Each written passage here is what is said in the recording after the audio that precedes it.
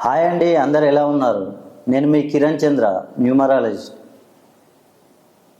మీరు మేషరాశిలో జన్మించారా? అయితే ఈ వీడియో చివరి వరకు చూడండి.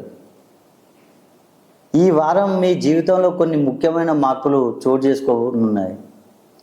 ఈ కాలంలో మీరు చేపట్టే పనులు కొంత జాగ్రత్తతో చేయాల్సిన అవసరం ఉంటుంది.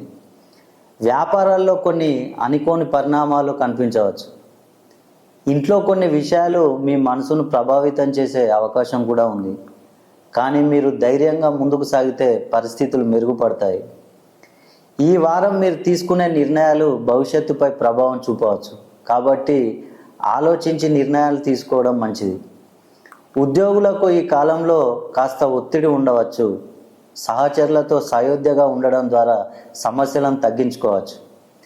ఆర్థిక విషయాల్లో జాగ్రత్త చాలా అవసరం. అనవసరమైన ఖర్చులను తగ్గించండి మరియు పొదుపు మీద దృష్టి పెట్టండి. మీరు వాహన ప్రయాణాల్లో జాగ్రత్తగా ఉండండి.